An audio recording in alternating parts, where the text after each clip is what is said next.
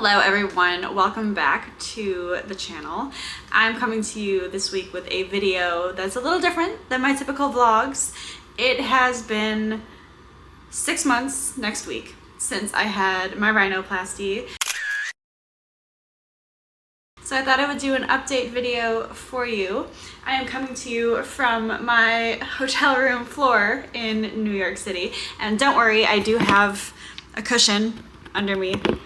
I am not just sitting on the floor, that's gross. And I also have a little bit of wine with me because it's about that time. Now I took to Instagram and I asked, what are the burning questions around the rhinoplasty? I am 6 months post-op or just about, so I wanted to know what was on your mind, what did you want to know?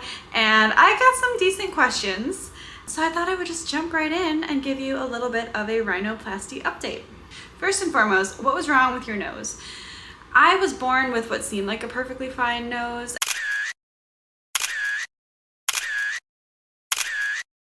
And then when I hit puberty, it started to shift, I felt, and it got this hook on it and it was crooked and it kind of went a little bit to one side, and then the profile was just very, very difficult for me to be okay with. And I was made fun of for my nose for years. I mean, people called me witch nose, they called me hook nose.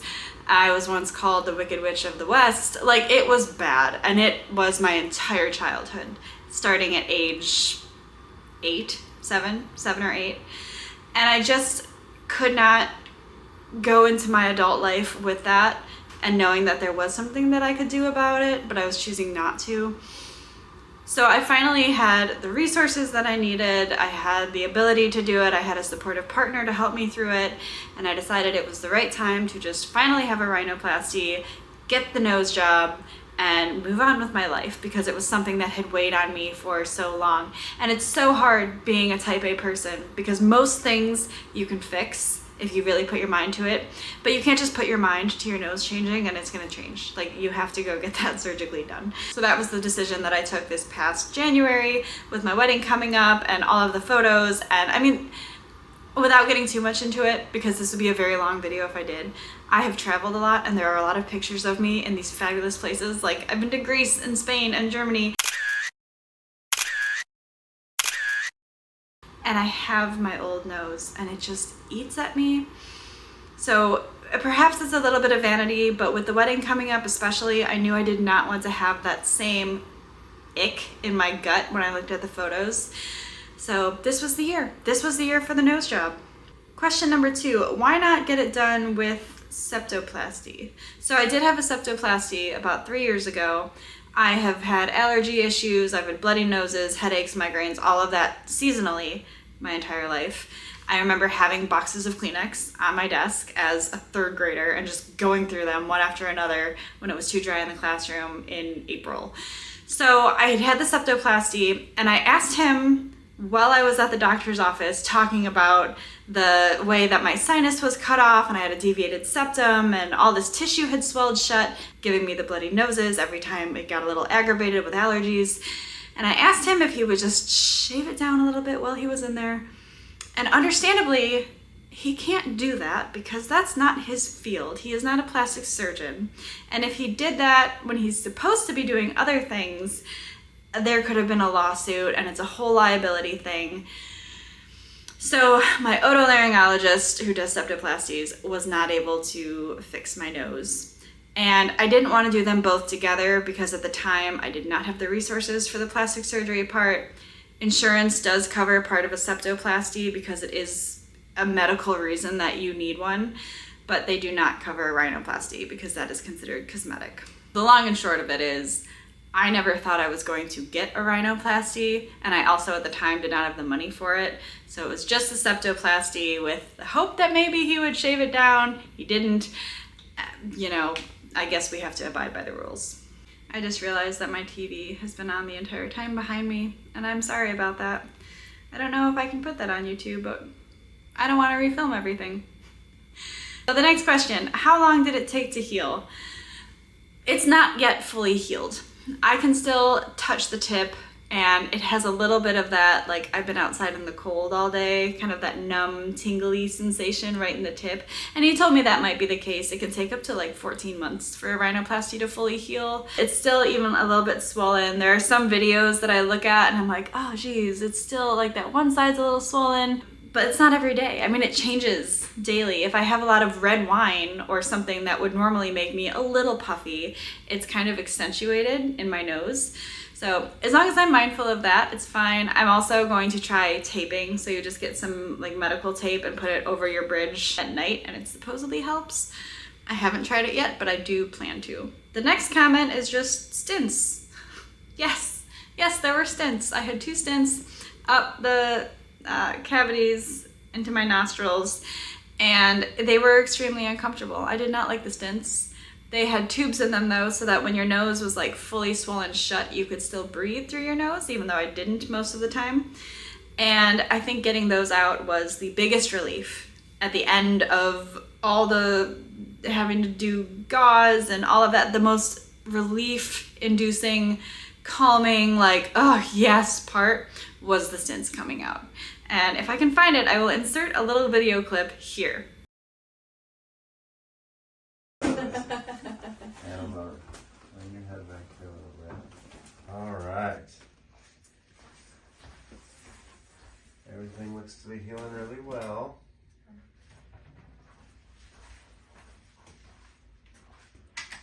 It's really good.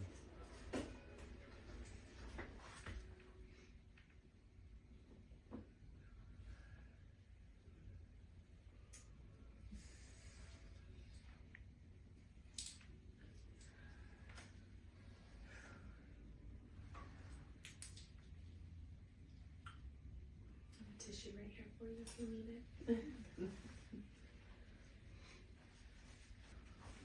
Oh my gosh. Wow. Isn't that crazy? Yeah. Good, thank you. You're welcome. Wow. Oh wow. Oh my god, thank you. You're welcome. I'll see you in 6 weeks. Now the next question actually goes with that. It is, what is the worst part? And the worst part for me was nothing about the pain or just the whole knowing it was an open rhinoplasty. It was the stents. I got to a point where I told myself I was not going to take any more pain medication. I didn't feel like I needed any more pain medication, and yet I took it because the stents, I could feel them in there. I could feel the pressure in my nose, and it was painful because it was so obvious, like it was such a present pressure that I ended up continuing to take my pain pills for a couple of days. So I would say that was probably the worst part, honestly. Did you tell your family? I told my parents. I waited a bit to tell my siblings because they were the ones that made fun of me for so many years. I didn't really care what they were gonna think, and I could only imagine the comments of them knowing I was getting a rhinoplasty and what that would look like. So no, I didn't tell my siblings, but I did tell my parents. They were aware. They were trying to be supportive, but they were also trying to have that parental, like, we loved you just the way you were. And it's like, Mom and Dad, come on. You know it looks a lot better now. Like, just you don't need to do that. Yeah, I did tell my family. I think you should, unless you are like vehemently against talking to your family. It's a surgery. They put you under. Something could go wrong. Fortunately, in my case, it didn't. And fortunately, in most cases, it doesn't. But like, you should probably tell them if you're having a major surgery. How soon until you were back in the gym? I went back to the gym 3 weeks after my rhinoplasty. About a week and a half in, I started going on walks outside, and it did seem like longer than that. But honestly, I thought I was going to be much more stir crazy. I'm an active person. I mean, I go to the gym every day. I take like 1 day off a week, and I'm either at the gym or at yoga. And to be bedridden basically sounded like it was going to be miserable. But when your body is so fatigued from going under, and it's trying to heal, and it's pretty major trauma to your face, you're more tired than you think you are. There was one time when Sandy and I actually ran out and did some errands. It was like 4 or 5 days post-op. And I had basically been in bed for those 4 or 5 days, occasionally getting up to make food or go to the bathroom or something. And we were out, and I think we went to like 3 grocery stores. And by the 3rd grocery store, I was about ready to fall asleep. It was exhausting because my body wasn't used to it. It had gotten used to being very sedentary. So I waited a few weeks, at least 3 or 4. And the first time I went, I did the Stairmaster because I wanted to be very careful. I was going slow. And like, I felt this intense heartbeat in my nose, and it didn't hurt, but it was just like, oh, like I'm almost afraid of something's gonna pop and like start bleeding. So I had a really short workout. I think it was like 20 minutes the first time I went back. And then subsequent days I kept going and I gradually got longer. But yeah, you have to take it easy at first. You really don't want to mess it up, and you're not gonna feel like it anyway. How did you choose a doctor? I knew that I didn't want to go abroad. In looking at YouTube videos and searching rhinoplasty options, a lot of people went overseas. I think like Turkey or somewhere over there is really well known for rhinoplasties. And I didn't want to do that because I knew I wanted to recover at home. I travel enough that I know how changes in cabin pressure affect me. And so I really didn't want to deal with that. If I knew that areas were going to be really sensitive anyway, I didn't want to deal with the cabin pressure and everything in airplanes.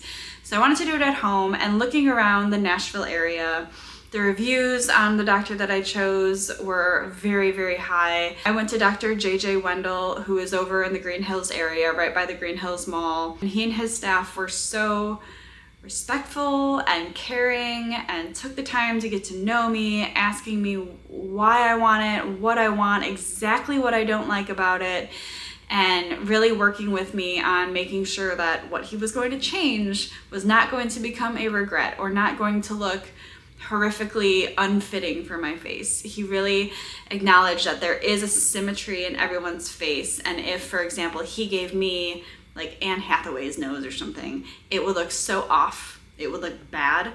And so he wanted to keep the ratios that were in my face and make it look as natural as possible. And I think he did a great job. So do your homework on the reviews, do your homework on whether you want to be traveling for your rhinoplasty or whether you want to recover at home. Those are some pretty important decisions. What did you eat? This was kind of a surprise for me because I thought I had it prepared fairly well going into a rhinoplasty of what I'm going to eat once I'm coming out of it. And I would highly recommend the frozen fruit, pineapple, mango, bananas, things that don't really freeze solid.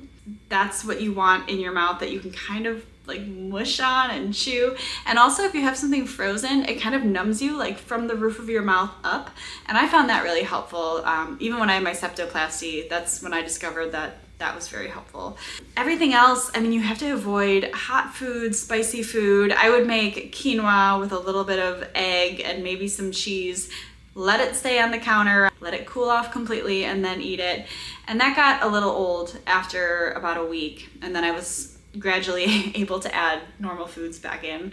But you're also on a lot of like heavy pain pills and coming off of anesthesia. And so you don't really have that big of an appetite. You have to eat, obviously, very important, but I wouldn't worry about it too much. Just be sure that you don't dive right into like spicy food, hot food. You want things that are perfectly room temperature, not too crunchy either. Ooh, that's a good one. Not too crunchy either, because that like vibration from your teeth up into your gums and then that goes up into your nasal cavity, it's rather painful, especially with those stints in. Soft, room temperature, cold, all great options. Now the big question, how much did it cost? I've kind of been avoiding this question because it's not covered by health insurance. When you hear how much a rhinoplasty costs, it's kind of a cringe moment. Mine, all said and done, was around $11,000.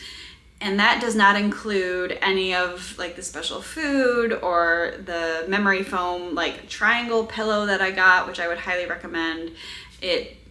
It was just the surgeon's fee, the facility fee, and the anesthesiologist's fee. So anything extra on top of that you do to prepare for a rhinoplasty, not included that amount. Now I have heard of people getting it done like in Canada or overseas for anywhere from like $5,000 to $9,000. I've also watched vlogs of people who got it done out in California or New York or somewhere a little bit higher end for much more, like 15, 16, up to $22,000. So I felt like 11,000 was a really good kind of middle of the road, manageable. I had saved up for it. I'm also blessed to be in sales, and that means there's like bonuses and things like that. So I've been planning on it for a while, and I knew that it was going to take some saving. But you really just have to budget smartly for it. And if you have a date in mind that you want to get it done, start planning way before then, because again, health insurance does not cover rhinoplasties, unfortunately. Now, coming off of that question, it makes it a lot easier to answer the next one. Do you plan to get anything else done? And my answer is not in the near future. I don't have any other major insecurities. I haven't been tormented about anything else. I mean, my brother's kind of poked at like my cheeks because I know I have a little bit fuller of a face, but I don't have any other plastic surgeries that I want to get. Maybe when I'm older, like way older, if I have really bad jowls or like the skin under your eyelids start to sag, maybe I'll do it then. Gonna need to refresh the bank account after the nose job. Not at this time. No other plastic surgeries in the works. Do you like the results? Yes, I love the results. I have never felt more confident, and I've never felt more like proud of a decision that I've made. It was so long coming, and it was something that ate at me for so long, that to finally have it done. And even still, 6 months later, when I look in the mirror or a window and I see my reflection and it's like any kind of profile, it makes me so happy. It's like, oh yeah, that did happen. I did do that. Honestly, it was the best decision that I think I've ever made. And I'm so happy that I did it. And I'm so glad that my fiance was so supportive of it. And if it's something that you're considering and everyone's told you, no, you don't need it, you're fine. If you have it eating at you, just do it. Honestly, if you can do it and you have the means and you have the support system, I feel so much better about myself, and it has propelled me into situations that I don't think I would have been as confident in before. Definitely happy with the results. Finally, advice for those getting a rhinoplasty. You kind of just have to trust your doctor and let it happen.